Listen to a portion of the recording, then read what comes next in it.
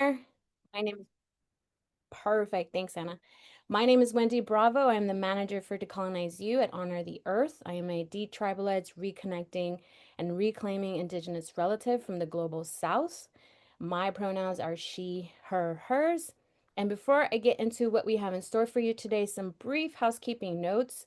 First and foremost, we do not allow any AI features, services, or functions during this session. If you have a note taker or any other kind of AI function running, go ahead and please turn that off for us now. Otherwise, we will be removing you from the session. As an Indigenous environmental justice organization dedicated to defending and protecting Mother Earth, we do not endorse the use of AI in any capacity. And our AI Maven will go ahead and drop our policy for us in the chat. Awesome. And if you have any questions on that, I'm happy to converse via email with you after this session has ended. Secondly, we do have closed captioning available for those that want or need. Please enable that feature at the bottom of your Zoom screen. You should see a box with the letters CC as in Charlie Charlie or Cat Cat.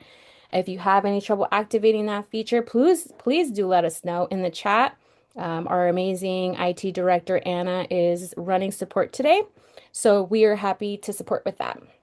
And lastly, this session is being recorded and will be made available to the public on our website, and it will also be sent out to all registered participants in an email, along with any other relevant information that happens here today. Please feel free to review the session at your convenience later. Take notes for yourself during this session and take care of your life and informational needs during this time. Once again, this session is being recorded and will be distributed to all registered participants. So, with that out of the way, I'd like to thank the entire team at Honor. Everyone's work is critical to our vision and mission. For this session in particular, though, I want to thank our communications team and our organizing director for their energy, as well as our IT director, intellect, and labor. We are excited, honored that you're all here joining us today. I'd like to introduce Honor the Earth and Decolonize U. Honor the Earth's vision is creating a world where Indigenous sovereignty is recognized, respected, and upheld. We envision a future where communities thrive with honor, abundance, and in right relationship with Mother Earth. Our mission is a commitment to protecting the lifeways and sovereignty of our Indigenous relatives across Mother Earth. We do this by investing in our communities and a new generation of organizers through campaigns, research, training, reclaiming our narrative, and providing capacity support in service of all life and land. Decolonize U is a knowledge sharing platform to provide skills and learning in the fight for climate justice and protection of Mother Earth. We know that Indigenous peoples hold the solutions to climate catastrophe. Decolonize U is a platform to weave those solutions together, bring them to our communities, and organize for our collective liberation. We envision a place where education is a weapon in our fight for Indigenous sovereignty. To that end, I will briefly introduce your facilitators for this session. I am one of those co-facilitators today. As I said, my name is Wendy Bravo. I am a detribalized, reclaiming, and Indigenous relative. As it pertains to today's conversation, I was poverty drafted at 17 in high school with my mother's permission. I was active duty Army for 3 years as a combat medic. I occupied for 9 months the country of Iraq. Since then, I have been working in one capacity or another to stop the military industrial complex and build the world that we all hopefully want to see, where we all live healthy and dignified lives. And I've been doing that for the last 20 years. My fellow co-facilitator is Honor the Earth's executive director, Krystal. She is also an Army combat veteran, and she will also be introducing herself a bit later. Would you like to do it now or later? Cool. Okay, as it comes up. Perfect. So let's get into it. Next slide for me, Anna. Awesome. All right, so today we have a lot of ground to cover. We're going to do our best to hit all the points and do all the things. We do want to recognize that this is a huge conversation, right? And we're going to do our best to tackle that in the hour and a half that we have with y'all today. And so, first and foremost, we're going to warm up with some definitions and differences. We'll get into a brief history of the military in Indian country and how it came to be on these lands on Turtle Island and across the world. We're going to get into an activity. We'll have a discussion about that activity. Then we're going to talk a little bit about no green colonialism. It's a huge piece of our work here at Honor. And so we definitely want to make sure that we're communicating that to our relatives. Then we're going to hit a little bit on internationalism in our community across Mother Earth. We'll get into actions and solutions as well, right? Because we can talk about the problems all day long, but we want to talk about how do we address this, right? How do we solve this? And so on our towards our struggle for collective liberation. We'll have a little bit of further study for folks that are kind of nerds like me that want to do some further reading. You'll have some resources that you can look into at your own leisure and convenience. Then we'll do some Q&A. So if you have any questions, go ahead, either keep them or you can feel free to drop them in the chat as it comes up. But we do plan to have a dedicated time for that.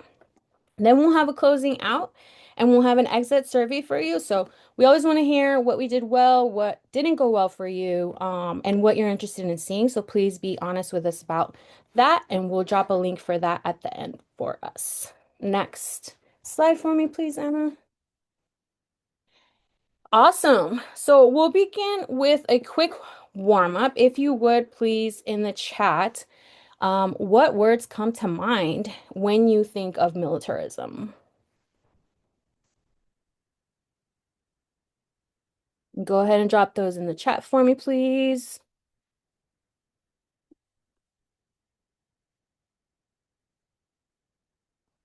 Yes, Deanna, thank you for that occupation. If we can have more folks chime in, that is a great word. Yes, Krystal, indoctrination. Um, Aaron, yes, hundreds of military bases all over the world. Yes, very that. Shapla, poverty. That's going to be a major one. Deanna again with extraction, 100%. Using force to solve issues. Yes, exactly. You put it beautifully there. Yes. So here we have our wonderful IT director who has a word cloud for us um and showing what themes are coming up the most, right? And so we have if we could run that again for me, colonialism.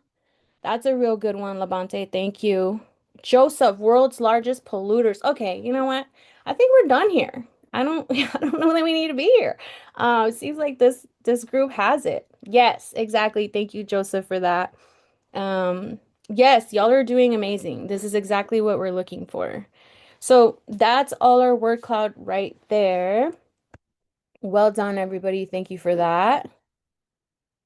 And so moving on, we're gonna keep um kind of mapping this out as to what it looks like, right? Because we do get to the point where it's such a huge behemoth, right? Harriet, thank you. Values, not people-centered, power-centered. Next slide for me, Anna. Yes, well put, Harriet. Thank you for that. Awesome. So now in the chat again for me, militarization. We got militarism out of the way. What does militarization, how do we define that collectively?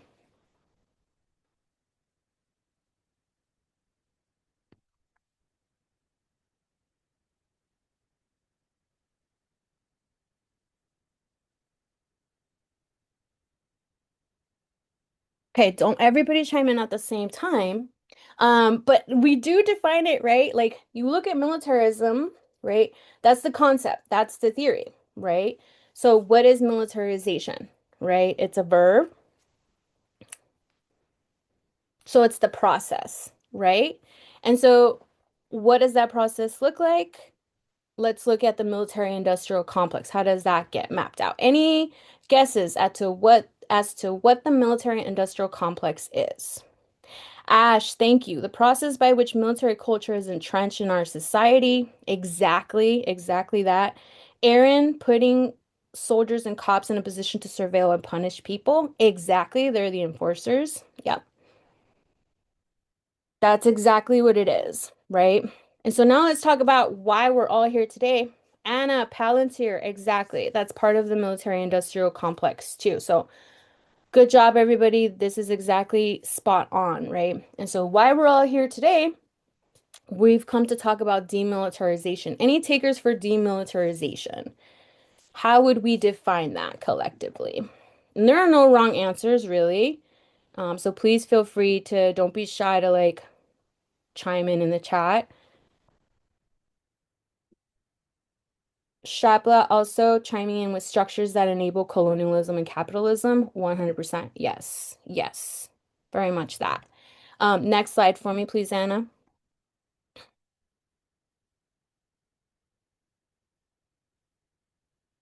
Awesome. So, why are we here today?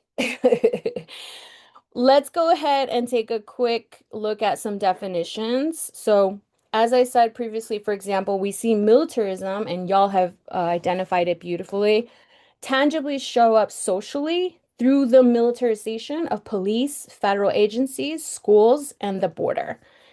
Culturally, we see it in the conflation of strength and physical might or violence, right? So essentially, militarism is a system of political, economic, and social philosophies. Like I said, the theory, right? The idea, the concept, that prioritizes and glorifies the expansion and aggressive use of government violence to further government interest. There's some key pieces there, like government and violence, right? A culture embracing militarism is often marked by a passive belief in the intrinsic value or necessity of war, prioritization of military practices, values, and knowledge, and powerful national mythology that centers military success. And y'all exemplified it beautifully in the chat. And then, as we said, militarization is the verb, right? The process by which a society organizes itself for military conflict and violence, right? And again, y'all hit it right, the head on the nail there in the chat as well. And so, more specifically, right, we're trying to like map this behemoth. What is the military industrial complex? That's the term for this monster that we're dealing with, right, around the globe. The network of individuals and institutions involved in the benefiting from the production and use of military weapons, technologies, and talent, right? So, for example, defense corporations currently receive contracts that make up approximately 45% of the 717 billion military budget. CEOs of the top five military contractors earned 640 times what an army private makes. It is not uncommon for lower enlisted or even, just generally enlisted in the military to be on welfare, to be on food stamps, while the top five military contractor CEOs are making 640 times that, right?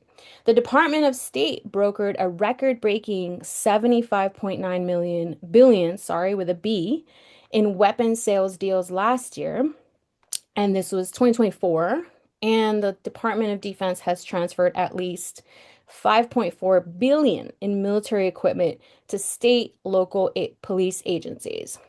So those with lower family income are more likely to serve in the military, especially as healthcare and education costs continue to rise. As a result, the poorest communities carry a disproportionately high percentage of the casualties of the wars where profits are made, as well as the increase in police violence that is directly connected to militarization. Economically, we see through the war economy, right? Or economic dependence on industries that benefit from military activity. So, the main import, right, and export of this country is violence, death, destruction, pollution, all bad things. That is the main business model for this country, right? So next slide for me, please. So what is the process by which we're going to go ahead and get rid of all that, right? And why we're here today. We're here to talk about demilitarization, right? So what exactly do we mean? Let's get crystal clear, right? And this is one definition, right? Our definition is destroying. Demilitarization refers to the process of dismantling and demobilizing a military, as well as addressing the lingering effects and impacts of militarization, war, and violence. It involves unraveling and undoing the cultural and social constructions that made militarization possible. So, going beyond the surface level of just destroying weapons and equipment, right? Y'all also hit it on the head earlier. Like it's also about principles, it's also about values, it's also about how we move, right? And so demilitarization requires a thorough understanding of how militarization works, one, and the long-lasting effects it has on individuals and society, right? So we want to shift our principles and values from a society invested, and I mean quite literally invested in violence, war, destruction, and death to one that actually values not just human life, but all life, right? Like all our relations. Um, yeah. So how did we get here though? Like, how did this whole thing happen? How did this military industrial complex happen though? Like, how did this come about, right? Next slide for me, please. And Krystal will help us answer that question.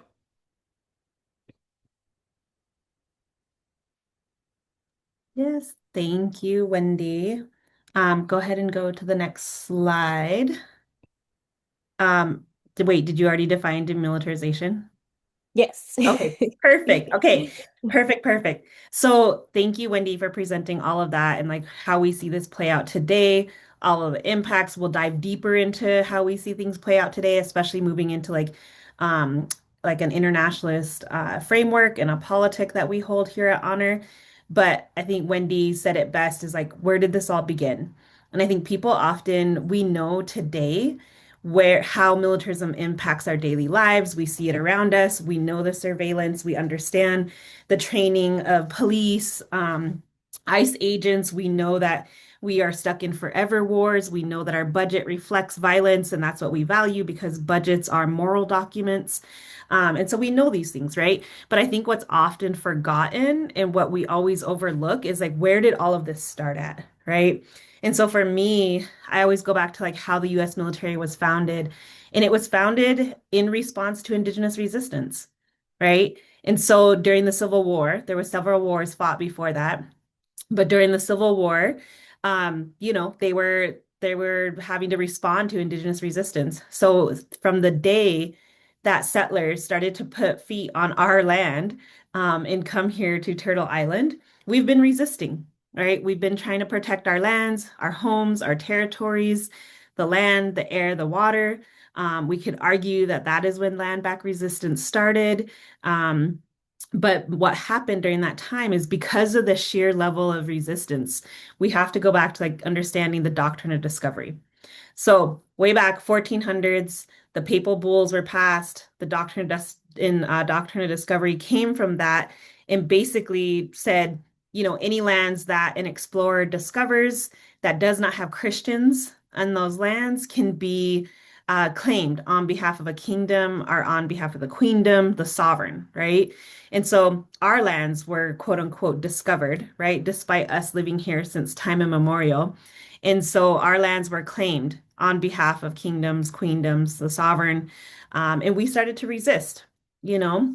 And so what happened is that they needed a military force, a violent force to remove us from the land because capitalism. They wanted free, uninhibited access to our land because of the resources that existed here on these lands in our territories. And so I think understanding that brief background. I always do this just a super generalized. I know we have a lot of folks that are highly educated and understand history far more. But I do like to talk about the doctrine of discovery and how that was like the open door towards settler colonialism on these lands, right? To gain access to the land, the resources, to gain power and money, wealth. Um, from there, the US military was created and formed in response to our resistance, right? And formalized in response to our resistance and enforced. It was the enforcer of the settler colonialism, right? That process, in the name of capitalism, that process that exists there was then taken and used to go overseas to other indigenous lands to invade their territories, their land bases, remove them or colonize them and basically gain uninhibited access to those lands, right? And so now we'll go into all the statistics later with Wendy about how many of those bases exist overseas on other indigenous lands and territories. But that process itself is US imperialism, right? That's where that came from, that template, that framework that exists. Um, and so it's important to understand that, right? Like we go to these other indigenous lands and we say that it's in the name of democracy, or we say it's in the name of fighting terrorism, or we say that it is in the name of mutual aid, or providing aid, or protecting women, or all of the myths that they try to tell us and the propaganda that they push, right? And so it's important to understand that that's not true. Those aren't the real reasons, right? And we all know that. But it's important to understand that that framework of what happened here on these lands was the template that was then taken and used on other indigenous lands, right? Invade those lands, remove the indigenous peoples, separate them from their relationship to the land, insert colonizers, settlers there, right? And then have uninhibited access to resources. But what's happening now that we see is also like inserting corporatism, right? So the corporations that actually want access to those lands. I mean, the Hawaii is a perfect example of that, right? It's like really seeing that corporations wanted access to Hawaiian lands because they could grow, they could produce. So like Dole was one of those corporations, many others. And basically they were like, we want uninhibited access. And so they sent in the Marines. US Marines went in, invaded, dethroned royalty in Hawaii, and basically occupied those islands um, and gave those corporations like uninhibited access, free access to all the land, which they now still are fighting for, right? And they're still fighting to reclaim. And so same process, but really important to understand that the military is the enforcer of settler colonialism, right? And it was founded in response to that resistance that did exist in all of our lands, all of the indigenous communities that they have and still are invading, right? So I think it's really to understand that background is important because I think, yeah, not many people know that. But moving into looking at like the infrastructure as well that exists on these lands. So there's even just like where you see some of the largest military installations here in the so-called United States, that's probably where we had the largest indigenous uprisings, right? You can see the historical tracks all over the land. For example, many of our nations, our reservations, our communities are still named after the forts that existed there. So Fort Hall, Fort Belknap, Fort Peck. I could go on and on and on with all of the different communities on the reservations that are named after forts, right? And so we see that a lot of our infrastructure, our highway infrastructure and transportation infrastructure here in the so-called US was also based on those military routes, right? So supply routes that existed, military bases popped up all over the West, right? Because they were battling our tribes here in the Great Plains region, making their way more westward. As that was happening, military forts and installations started to pop up all over the place. And to get supplies and resources to them, there were supply routes. Those are now what we see as our highway infrastructure in the United States, right? Even the community that I live in, there's a small highway 212, and it's a cut across, it's a supply route, and it cuts between two major interstates. And that's what it was used for. And so that still exists, and it's also one of the most dangerous highways in the state of Montana. causing many, many deaths every year of our own people. Many wrecks have happened, and even like animals, a lot of our animals are taken out by these semis that pass through here just to cut across to the Bakken oil fields, or to the fracking down south of us, or to the coal mines that exist all around us as well. So that is all the infrastructure. So the roots in the history of the military, it's important to understand how intertwined it is with Indigenous resistance, right? Anna, if you could jump to the next slide.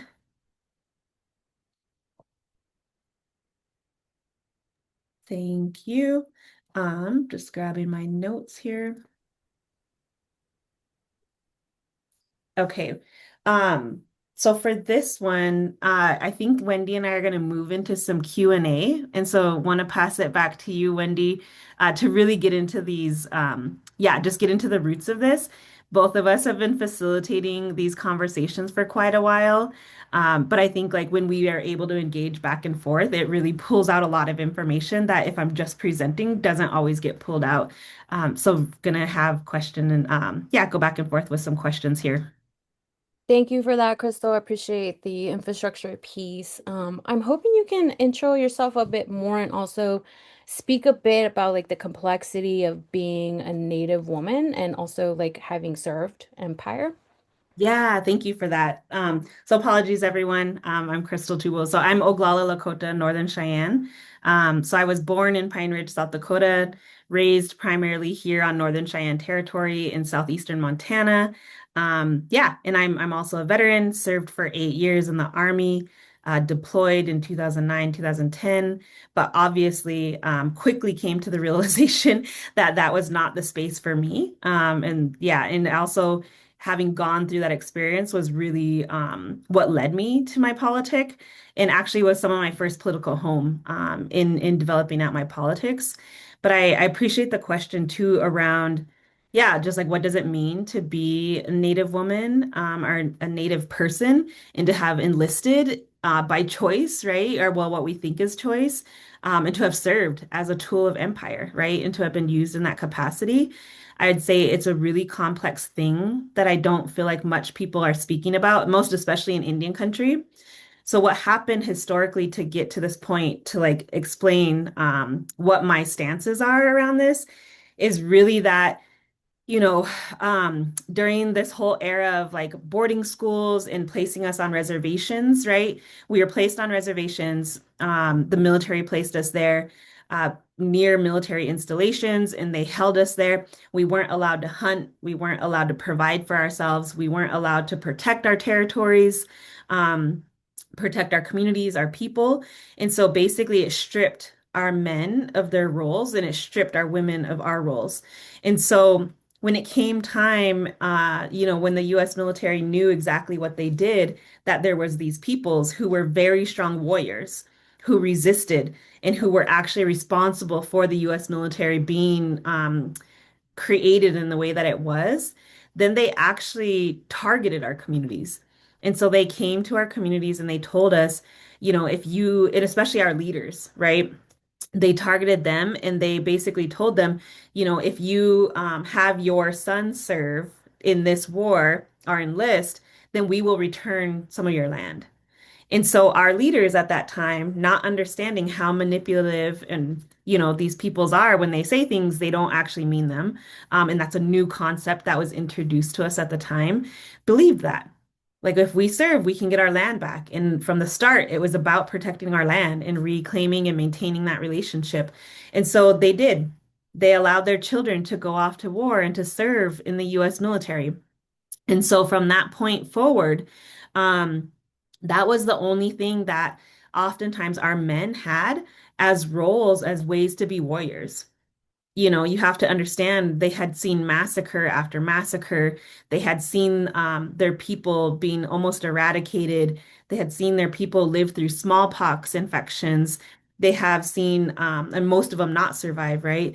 And they had seen their children be kidnapped and sent to boarding schools. And then, when it came time for the military to come through and they needed people to enlist, then they targeted our people because we had nothing at that point, right? We were put into very dire situations. And so they enlisted.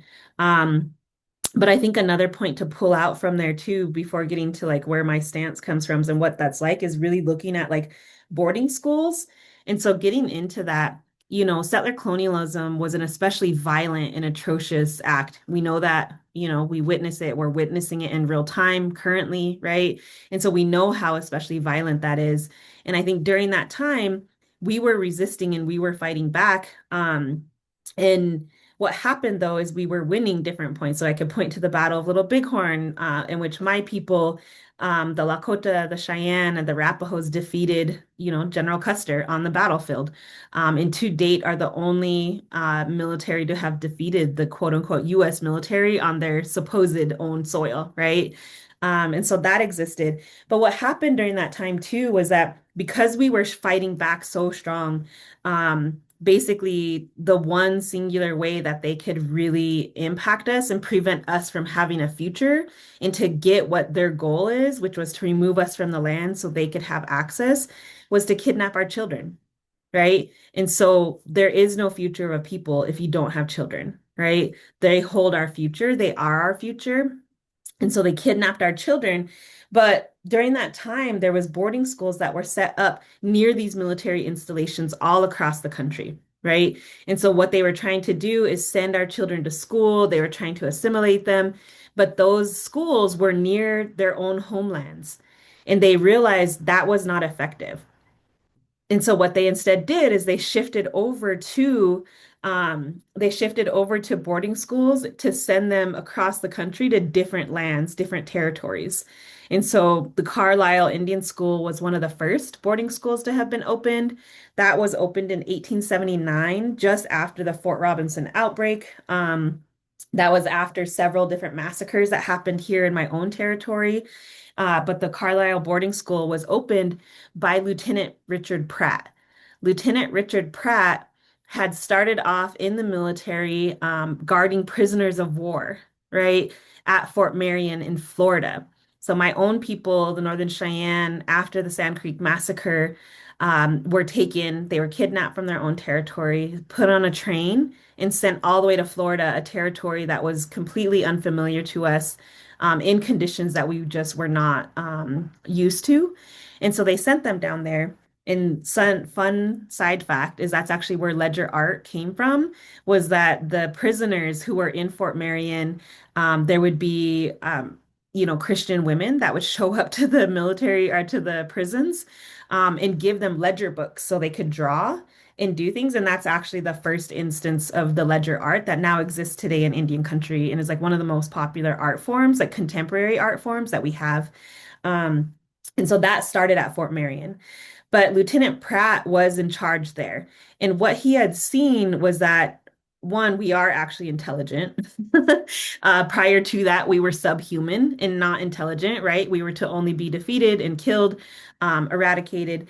And so he's seen that, and that's where the motto of "kill the Indian, save the man" came from, because he felt like the best thing to do with us was to assimilate us into mainstream culture, right?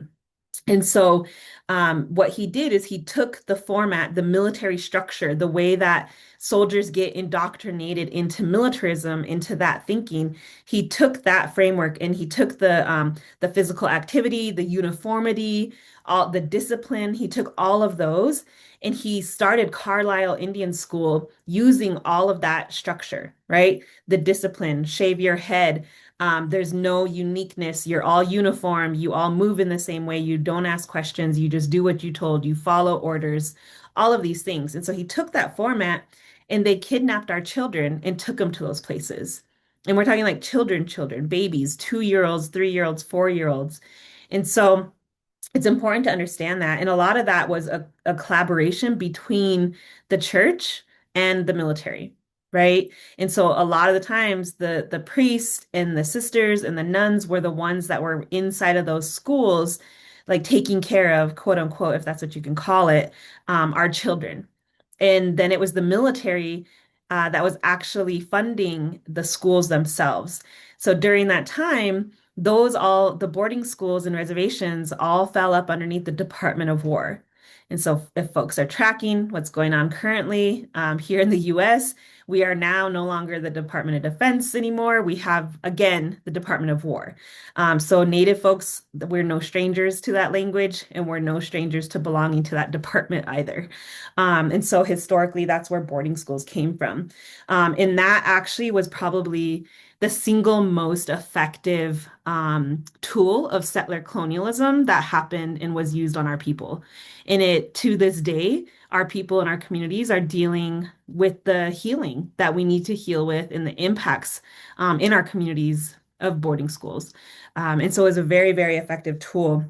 But I think the whole reason why I say all of that and that I bring that up to today is because that legacy of being removed from our people and that legacy of assimilating as many of our children and our people as they could and removing us from the land and that whole process that happened, that that is all what informs my politic, right? And when I enlisted, it wasn't because I was patriotic. It wasn't because I wanted to serve, this country, this so-called country or anything. I enlisted a lot of time because I was poor. I came from a community that was designed by the settler colonial process to be in poverty, right? To not have opportunities, to not have economic opportunities, to not have access to any of the things that I would need to live a thriving life, right? And I think that's what people often don't understand is that this whole legacy of Native people enlisting in the military, and to this day, we still enlist at the highest rate per capita than any other demographic. I think I think it's somewhere around 19% of Native Americans in totality have served of our total population. We have some communities that have over 50% veterans in their population. And we do that because when we first started enlisting, and remember I said they came to our communities intentionally after they stripped us of all of our roles and they offered to return our land. And I think for a lot of people, like we are not fighting to protect this country. We enlisted because this is our land, right? And I think that's an important thing to understand. And don't get me wrong, there's a lot of propaganda in there. There is a lot of like people in our communities that have internalized the militarism, right? And done that. But I think for me, it's always been complicated because when I enlisted one because I was poor. I needed money for school. I needed money for college to survive, all of that. But I was also I was coming off of an abusive relationship and I was looking for structure and stability in my life. And it offered me that. And it did give me those things, right? And so it took me a long time when I was going through the military, but I will say a couple of points and then I'll move on. But there was a point when I was enlisted when I would visit with the TCNs that were on our military installation in Kuwait. And TCNs, for folks that don't know, they're third country nationals. So they belong to neither the occupying nation nor the occupied nation. They're a third country that comes in and works on military installations. And so I interacted with a lot of folks from all over, and I related more to them than the people I was serving with, that the people that I was actually there and that I had enlisted with. And so it was a really formative moment for me where I knew like this was not the space for me. I had enlisted for, many different reasons, but it wasn't for me. And as I went forward, I just stopped going. At some point, I was so close to the end of my contract that I just stopped going to drill. I stopped doing anything. And I actually started to develop my politic around that time and use that experience that I had firsthand, the sexual harassment, the racism, the violence against women, all of these things that I had firsthand experienced and witnessed while I was there. And I used that as a way to think through like, okay, now that I'm here, how do I take these skill sets that I learned and that I am thankful for, right? And how do I use them to truly serve my community and truly serve my people? And so for me, it's a complex identity, right? And there's a lot of shame. For the longest time, I didn't say I was a veteran. I wouldn't tell people that I had served. Um, And I just put my head down and just organized and did the work. But I think, I found a political home at some point with other veterans who were anti-war, anti-militarist, and was able to really find a voice in there to understand that, like, oh, I was actually manipulated and brainwashed and indoctrinated into thinking this certain way, into thinking that this is how I serve my people. And so once I was able to move through that, now I'm able to take those skill sets and actually truly serve my community in a real way, that doesn't include violence, right? And so just adding that piece in there, that's a long way to answer the question Wendy asked, but just wanted to give that historical context of what brings us to today, right? Thank you so much for that. Wish I could relate less. But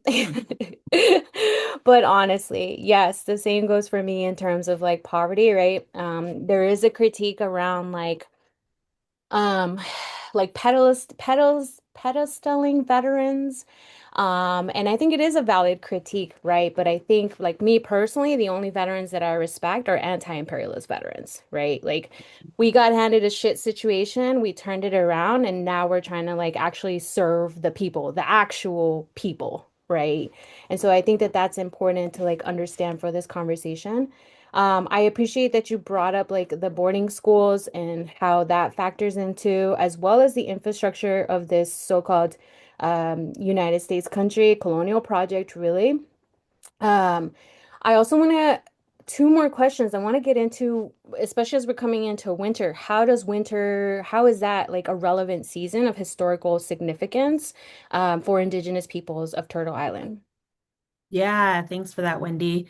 No, winter is always a really tough time, I think, in Native communities. I mean, I think, for the Native folks that are on here, I think they understand like how difficult this is because it's a time when so many massacres and attacks on our communities happened, right? And so because many of us, like in the Great Plains area, specifically from like my community, also just noting for reference for folks is that every native nation in the region was colonized in a different way, right? So Alaska was colonized in a very specific way. California was colonized in a specific way with the missions.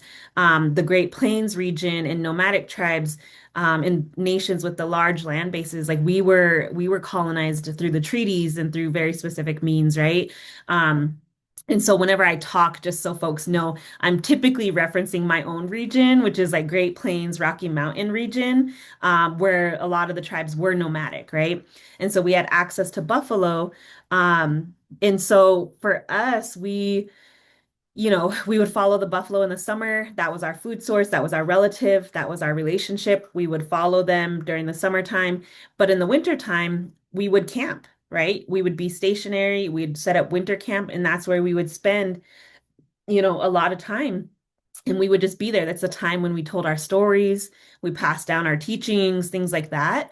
And so we didn't expect to go to war or to battle during those times, right? It was like standard understanding and respect that existed amongst the tribes, that those weren't really times that you war, that you battle.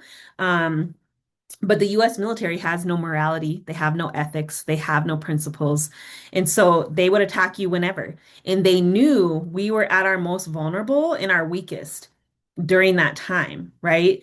Because we also, we weren't hunting, we weren't as active, all of that. And so they made it a practice to attack us. And so many, many, many massacres happened during that time. And just to reference a couple, is there was the Sand Creek Massacre that happened during the Civil War. Um, that's coming up, the anniversary of that's coming up, November 29th, 1864. And so that was actually, soldiers came back from the Civil War and they were bloodthirsty. And they just wanted to kill and they just wanted to fight. And they literally attacked a camp that was there that was peacefully camping along Sand Creek. And that's why they killed us, is they just wanted to fight. We were there actually under a white flag, and we were told to camp there for safety, through the winter. And so that happened during that time frame, and that was primarily like Cheyenne people and Arapaho people during that time. And then you had the Fort Robinson outbreak that happened January 9th in 1879. That anniversary date is also coming up.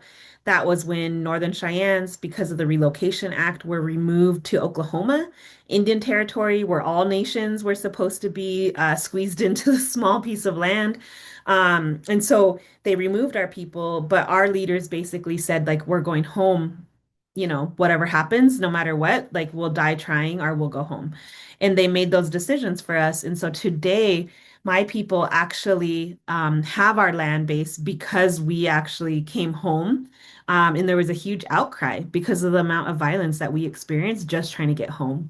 Um, and so our people broke out January 9th, 1879, of Fort Robinson, Nebraska barracks in the middle of the winter, a Nebraska winter. If folks aren't familiar, they're especially rugged. And we, with very little to our name, like no blankets, nothing, just the shirts, the things that we had, moccasins, broke out of those barracks and we tried to make it home. Most of them were gunned down or tracked down like animals. And very small groups made it home to our homelands, and some were protected by the nearby Oglalas with Red Cloud's band. Um, and so that happened during that time frame. And then the last one I'll note before handing it back is like the Wounded Knee Massacre happened. Fast forward a little bit, December 29th, 1890. That happened, and that was in South Dakota, where my mom's family, our home is from, especially grotesque as well. And so those were all things that happened during the winter months, and that's just from like Northern Cheyenne perspective, right? From this community, but that doesn't include the hundreds of other nations who also were impacted during this time frame. We could ask any one of our relatives, and they could name off so many different massacres that happened during the winter months. But it was a strategic move on their part, is because they knew we were at the weakest and we were vulnerable and we were stationary, and they attacked. And so it's especially trying time for us in our communities, and it's a time when a lot of like memorials happen and a lot of like anniversary and like recognition of these times happen. And so, keep your eyes open for some of those announcements that, where they announce the recognition and acknowledgement and memorials for that time frame. Thank you, Krystal. I appreciate that. I know it's not easy to share. This isn't like, the most lightest subject. And like Harriet said in the chat, like this history needs to be known, right? It needs to be like curriculum in schools and beyond in higher education as well, because this is what gets buried. This is what is not seen. And that's why we fall for the narratives so much. I also appreciate you bringing up the church. We're not going to get into it because that exceeds the the scope of this conversation, but just suffice it to say that like none of this happened without the facilitation, the monies, the thieving, the sexual molestation, like quite literally the violence of the Catholic Church, right? And so we do need to name that. And so when people act like, religion is not, it's a whole thing, people, right? And so the facilitation of that does need some recognition, some highlighting. The last question, and then we'll wrap this section up, is why does decolonization have to include demilitarization? Yes. So, across Indian country, there's this big movement of decolonizing, right? And I think it means different things to different people, right? And so just to name, the way that we sort of hold it here at Honor the Earth, and it's probably not even a uniform definition either, but just to say is like for us, a lot of times it doesn't mean we're going backwards, right? Like we're not trying to return back to the 1800s and the way that life was in those days. But what we are trying to do is undo the impacts of settler colonialism in the way that they had forcefully removed us from our relationship to the land, the air, the water, our non-human relatives, and each other, right? And so for me, decolonization is reclaiming all of those relationships. It's land back, right? We can dive a bit more into that later at the end when we propose some solutions and whatnot. But I do think that it's important that we include demilitarization in decolonization because the military was the enforcer of settler colonialism. They enacted a special amount of violence on our people, right, to get what they wanted, which was the land, the resources, therefore the power, right? And so I think that in our communities, if we are going to truly reclaim who we are, and if we're going to reclaim everything that was stolen from us intentionally through settler colonialism, then we have to also address the fact that the military was the enforcer of that and still is to this day, right? And that level of indoctrination that we go through serving in the US military, we have to do the work as veterans and as people who have served to undo that and to heal from it, right? And that's a lot of work. And I think that right now we see across Indian country, like when you go to social events or powwows or things like that, I mean, they still uplift and, celebritize veterans. And like I'm not gonna lie, that feels good in moments, right? To be uplifted. But I think you have to always hold that with a critique of why they're even doing that, right? I don't think that it makes sense. I don't think that we did that to our warriors back in the day, right? Like we didn't do that to them. And so why would we do that today, right? And so for me, I think like if we are going to truly decolonize, then there's no way that we do that without also demilitarizing ourselves, our bodies, our minds, but also our communities as a whole, especially Native communities in our gatherings, right? And that's an absolute must. So if we're talking about decolonization and you're not talking about militarism, then you're not really trying to decolonize. Oh, okay then. Put that point on it. That's exactly it. That's exactly it. Thank you so much for that, Krystal. I appreciate it. And a lot of good conversation happening in the chat. Please hold on to your questions. We're gonna keep it moving. Appreciate you. Krystal, next slide for me, please, Anna. Yes, on that part. Let's look at where we are at today, right? And so we've got a little bit of a brief history of how it originated. And so on Turtle Island specifically. And now we can jump ahead to today, right? There's a lot of history there, but for the sake of this session, we're just going to keep it to this. Um, where are we, right? How has the US military grown? So the shorter answer here would be, where is the US military not present? Right, that's kind of a shorter list to all this conversation. And so, in typical colonizer way, they're minding everybody's business but their own, right? Like, that's what empire requires, right? As Krystal put on Turtle Island, lands were taken, violence was enacted, massacres were executed, that is what empire requires, right? Not just at home, but also abroad. And so you have a cancer that is growing and spreading and killing everything in its way. And so it's hard to get accurate figures. Somebody already dropped it in the chat before. But as you can imagine, right, like just the way the military operates in like a shroud of secrecy and covert operations, there are sites and operations that like you and I are not supposed to know about, right? If without a security clearance. And so here we have the best estimates, of course, from reliable sources, and this is really to try and get at the grasp of the behemoth, at the monster, at the tumor that is the military-industrial complex. And so that predominant narrative that we get rammed down our throats of like, well, we're bringing freedom, right, and democracy and liberating peoples. We don't have democracy or freedom here. Like, we don't have liberation here. So even in the so-called United States, right? So are the freedom and the democracy in the room with us right now? Do you see it? Because I don't see it. So it might be for some particular people, right? Specifically like rich white capitalists, right? But the other 99% of us, surely we're not free. We must have very definitions, like varying definitions of that. And so another pervasive part of the narrative too is that we're winners, right? That exceptionalism, that Americans are just so good, right? That we're the policemen of the world, we're the police people of the world.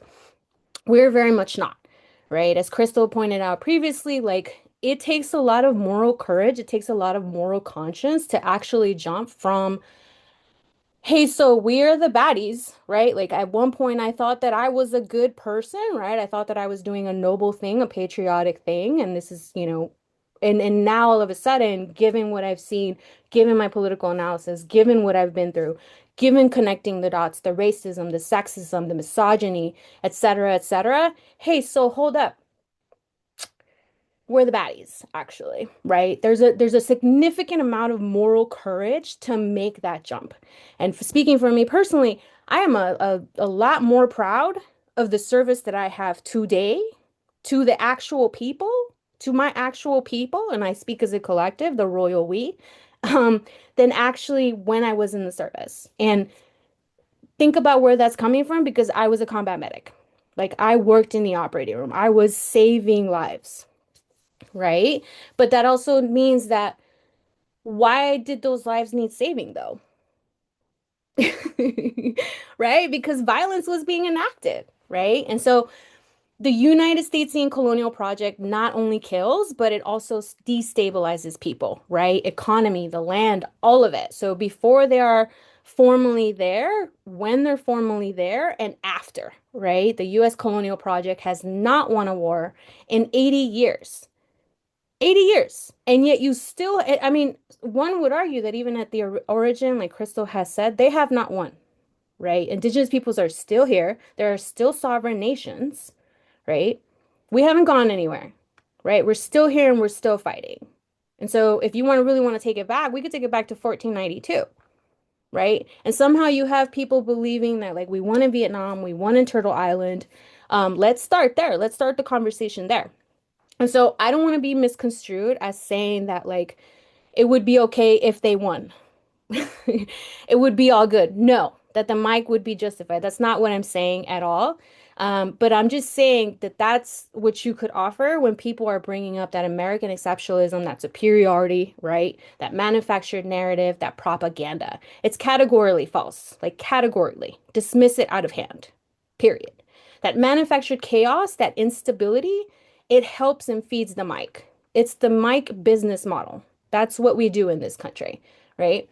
So we're really good at what the military terms like insurgency and what they also call terrorism, which is not at all in alignment with the liberation of our Arab relatives. So I only want to use that word right now for the purpose of the exemplification, but please do not use that word. And so we should not be using it.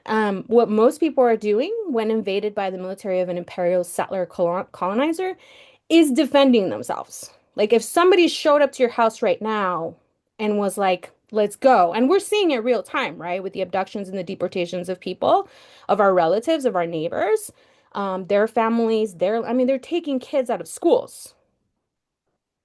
So it's all fun and games, right? Until it happens in your home.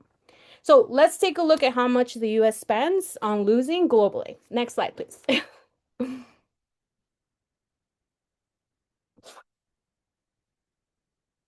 Cool.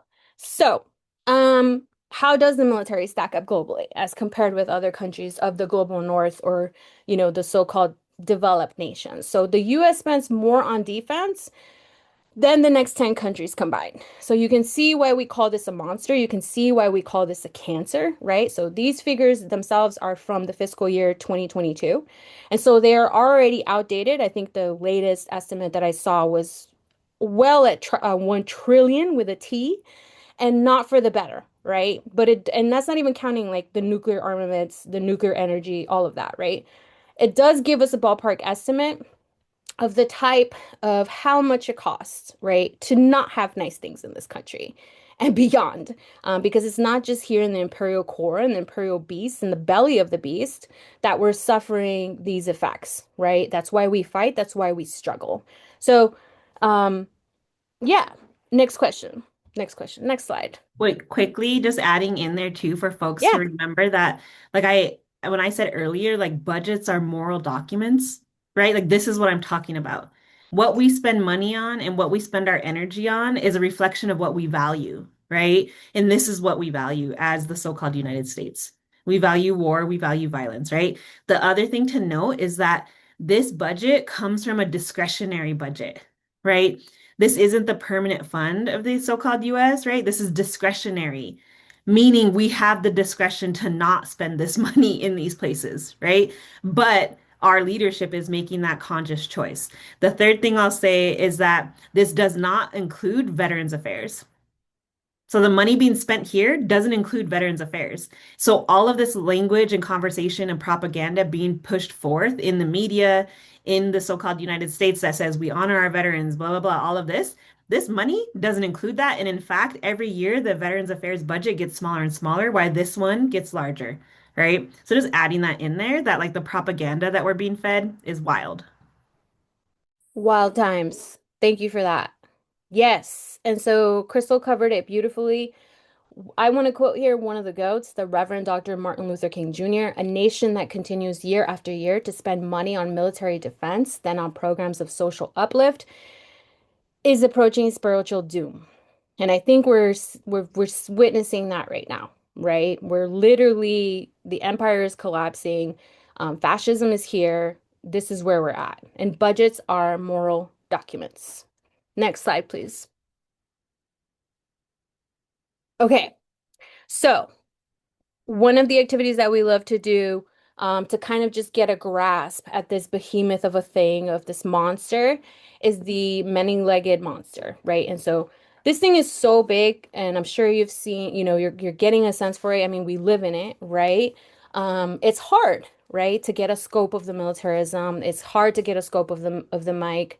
What are the intersections, though? And very similarly to white supremacy, it's so around us that it might as well be the air, right? We're so ingrained on it. We breathe it, we eat it, we live it, right? That it's so much so that it becomes invisible, right? Like it's just there. It's just there. It's a second nature kind of thing, right? And so we like to classify this into six buckets. The first is non-state. And I will say also too, like there's overlap with this, right? These are not like super neat categories, but for the sake of this exercise, like this is how we like to categorize it. And so the first, of course, is non-state, and these are the unofficial enforcers. So these are the collaborators with the state,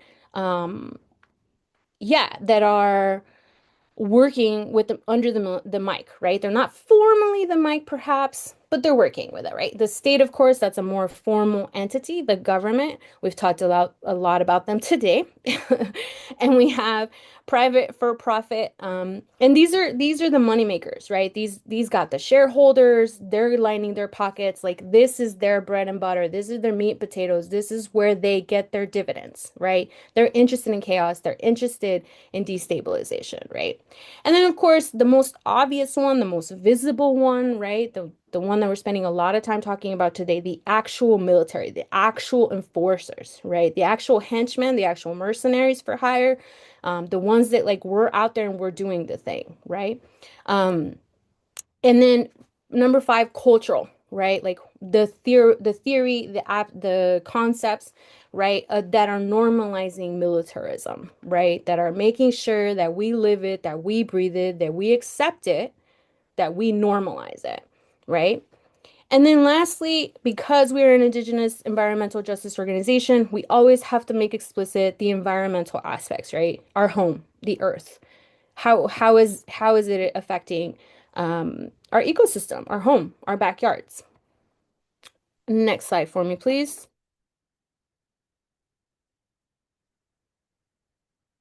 Okay, so let's hear some examples from folks. Like, what are you noticing in your community that you could name and we could categorize as non-state? Go ahead and chime in the chat for me.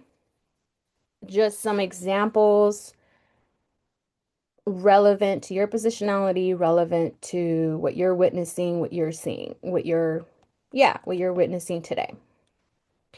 Yes, Anna, that's a good one. Palantir, especially with the new contract. That could also go under private, right? For profit with the shareholders.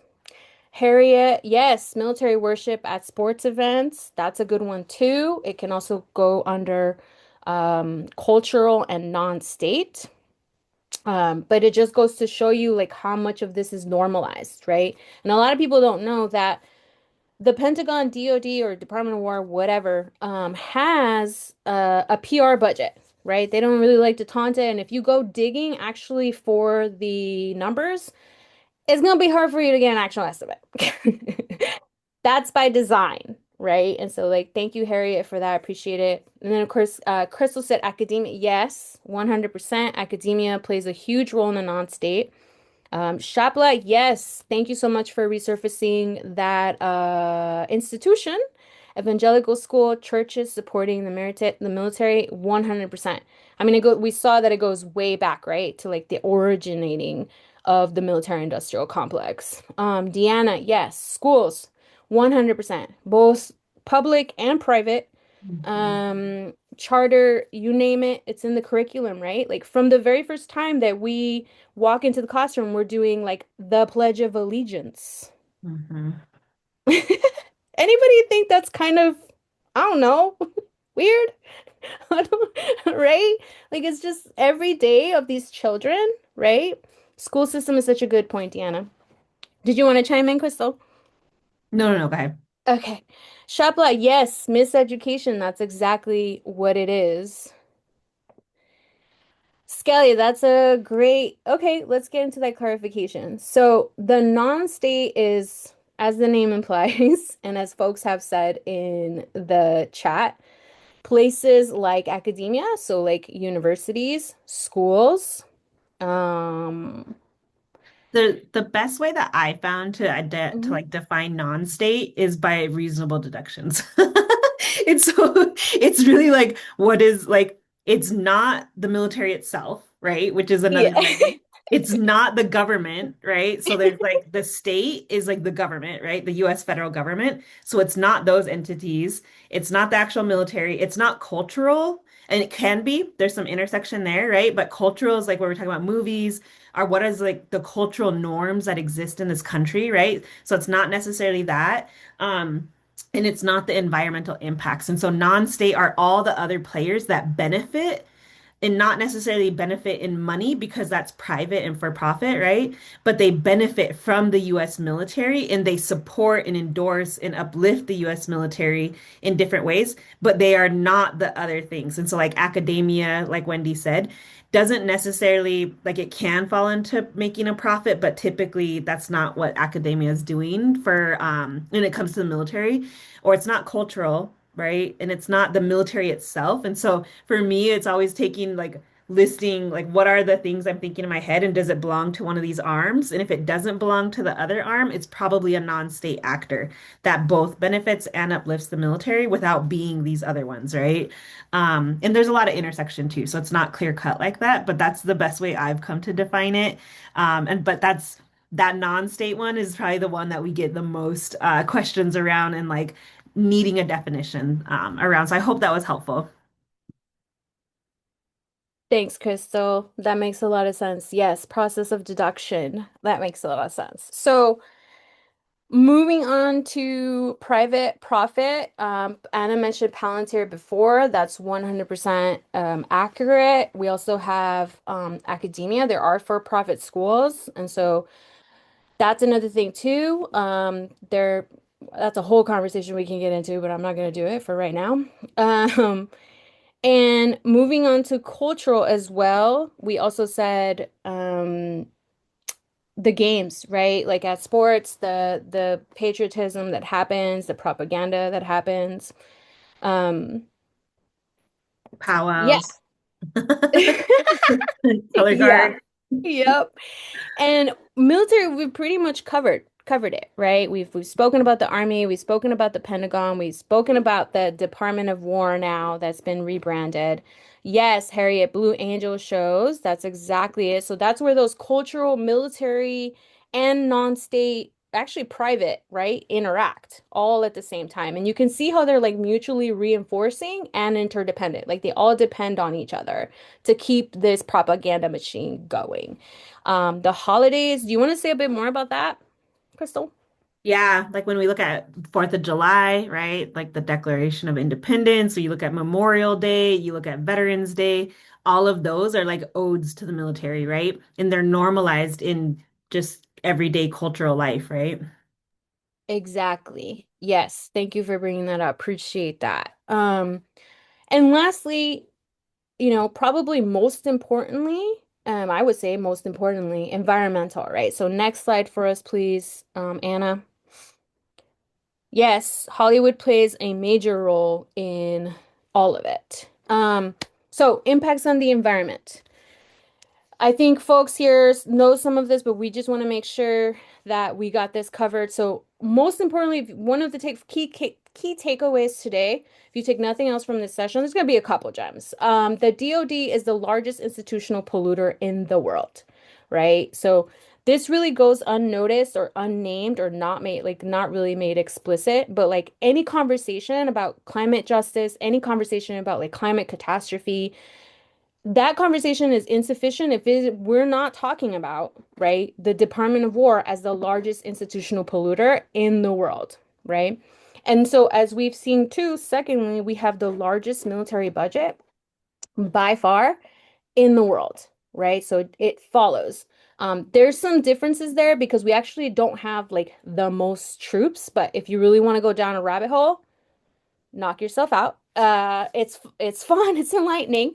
And number three, the majority of Superfund sites are on U.S. military installations. So Krystal spoke earlier about the Kingdom of Hawaii, Red Hill polluting water, in Borinquen and Vieques, the Marines are back, right?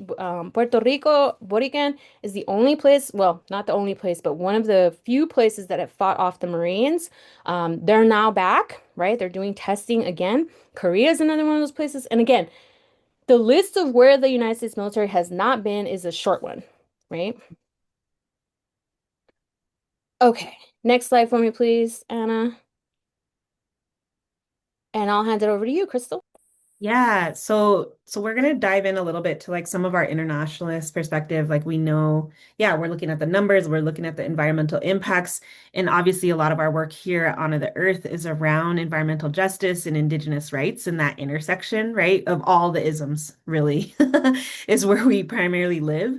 But really looking at like in Wendy named it earlier, like the US's main export is violence. It's death, it's war, it's occupation, and it's all of the materials for those things to happen, right? So weapons, all of that. Currently, Honor the Earth is engaging in different campaigns like Mask Off Maersk, arms embargoes, things like that, to really push back on this. But just to say that, like, push it, like, we're in the belly of the beast, right? Like, this is where it originates from, this is where it starts.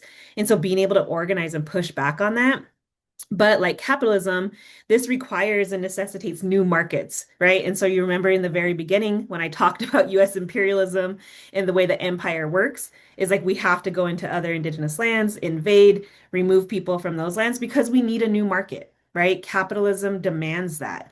And so we're kept in these forever wars, and we want uninhibited access to those lands, those minerals, the people for labor, the extraction, right? And so that's the only way that it's going to continue to be viable as a business model is that we continue to like explore and dominate and occupy new markets, right? And then moving into like the new iteration of like colonialism or neo-colonialism for us is green colonialism. So a lot of our work that we're doing here and that we had started out doing earlier in the year before we moved into like data center work, was around green colonialism. And so right now, if folks remember like the Inflation Reduction Act, and that was passed during the Biden era and administration, and that basically pumped so like billions of dollars into a quote unquote clean transition, right? To clean energy. But that doesn't exist. And someone always has to pay the price for that. The minerals and resources needed for a transition to this clean energy that they're talking about still have to come from somewhere. And those are still coming from indigenous lands globally, right? The majority of the resources and the minerals needed for this clean transition will come from indigenous lands or within a 30-mile radius of indigenous lands, right? And so this is a new era of colonialism. And so really naming it green colonialism because they're greenwashing this, right? And so just knowing that like the environmental justice movement and the climate justice movement have been willing to sacrifice indigenous communities and indigenous organizing in the name of this transition, right? And that is a new era of green colonialism. Um, and so really looking at like how this advances, perpetuates the US military industrial complex and global war, but also just to like jump into like a little bit of our most current work and how this connects to this is like our most current work is around data centers. And so these hyperscale data centers, I'm sure folks are tracking, are popping up all over the so-called US. The United States currently has we have the most data centers in the world than any other country, right? And there's this huge push to make more. And there's also this huge rollback of any kind of protections of land, air, water, communities, rural communities, Black, brown communities, all of it, right? This huge rollback of anything that would protect us and help us fight back against them to pave the way for these data centers, right? In the name of generative AI. And so the reason why there's this huge demand for hyperscale data centers is because generative AI, there's a demand for generative AI. The United States is in this like techno-feudal battle with China, with Russia. And so who's paying the price for that? Again, it's indigenous, black, brown, rural, poor communities, communities that have already been impacted by fossil fuels. And so this is like one of our newest fight, but just to say that this is like the connective tissue between the military and industrial complex is because these data centers, through the generative AI that will be created, are now being used for like surveillance, right? And Anna linked named Palantir, right? And so there's this really good graphic that exists out there. Maybe I'll pull it and drop it here in the chat in a second. But that's basically what it's going towards, right? It's going towards war. It's going towards this war and these fights that we are still engaged in. It's going towards surveillance. It's going towards ICE. It's going towards all of these things to continue to control our population through the military industrial complex, right? And so just naming that, like, yeah, data centers, the hyperscale data centers, and the generative AI that's creating the demand for them is something that we're currently organizing around and building an entire campaign. It is definitely connected to the green colonialism because I can't remember how many resources are needed for a GPU, which is used in the data centers. Those minerals have to come from somewhere. They will come from our lands, right? The mining for the energy that's needed for these power or to power the hyperscale data centers is still going to come from indigenous lands, black and brown communities, right? And so it's important to like connect all of the dots through the critical minerals and resources mining, where those go, whether it's to the energy or whether it's to the technology itself, and then moving into the impacts of the hyperscale data centers, then the generative AI and what that fuels as well. And that fuels a war machine, right? It allows us to be able to be more violent and more atrocious in what the United States is capable of doing, right? So I'll pause there and hand it to you, Wendy. Thanks, Krystal. Thanks for summing it up for us, especially looping us in on yeah, some of the current work that Honor is doing. I particularly want to highlight one of our co-directors of the Department of Sovereignty and Self-Determination, Ashley Nicole in the chat, puts it beautifully. The industry created the demand to justify the supply. That's exactly it. That's what we're looking at with this, right? So appreciate y'all chiming in and looping us in. Next slide, please. Who even asked for generative AI? Yes, exactly. And so, yeah, as we are running out of time, thanks, Harriet. We wanted to dive into these discussions, into a deep discussion with y'all. And unfortunately, as I said, there's so much good conversationing happening here. We always just, the conversation is just so robust, right? And so I'm gonna just propose these as like takeaway discussions for y'all in your work. So what's like new to you on the map, right? What's coming up for you? And importantly, like where do you see your community on the map, right? We're all presumably like, as we've pointed out and made visible, there's nowhere on this earth where like you're not probably touched by military industrial complex, right? Like you got to be near the beast somewhere, right? We're in the core of it, we're in the belly of the beast. And so like our job is particularly different and also like, you know, yeah, but that doesn't also mean that like other people don't have roles too, right? And so we're all pushing against this thing to demilitarize different angles and according to like our tools in hand, our identities and our positionality, right? And so what kinds of things are you already doing or imagine you could do to break down or disrupt some of these legs? And a lot of people here are already like doing that work. Shout out to y'all, like solidarity forever. Where do you see your work in your community is already happening, right? And where are the opportunities for connecting to other impacted communities? How does this give you a sense of shared struggle, right? I hope we've made it clear that like we're in this together. This is like the biggest group project ever. How do we disrupt the military industrial complex? Next slide, please. And so we've put a finer point on it with internationalism and intercommunities, but we particularly want to highlight our relatives in some particular fights that are at the height of the belly of of heightened stage of military forces and violence. And so at the end of the day, the military industrial complex wants to keep going and keep gobbling it up, right? And so to gobble up resources. And so some questions to consider as we continue to take, a local to global approach and also vice versa are here on this slide. And we also, like I said, wanted to take the time to highlight very briefly some of the sovereign territories currently in that space with the imperial beast, right? The Palestinian genocide and displacement by both the US and Israel. Palestine has gas, and so it comes as no surprise, unfortunately, that a permanent occupation has been approved. The empire has its tentacles in some way or another, via its allies too, via the military industrial complex. It doesn't operate alone, right? They make friends, right? So Sudan has gold, Congo has cobalt, Haiti has limestone, Afghanistan has copper, West Papua has crude oil, and lastly, but definitely not least, Venezuela has oil, right? So we just want to make those connections super explicit because it's right, it's there, right? And a lot of people could miss it. Next slide for me, please. Yeah, who are we currently moving to invade? Who's the boogeyman? Who's the Okay, so taking us home here, what do we do about it, right? Many of you are already, I know from firsthand experience, y'all are already actioning on this front.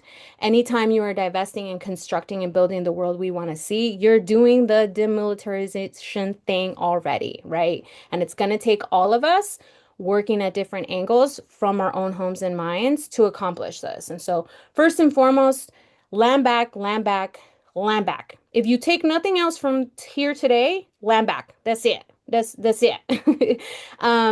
If you're like too long, didn't listen, that's fair. That's fair. Still land back, right? Indigenous peoples of the world guard, defend, protect, and steward the overwhelming majority of the world's diversity.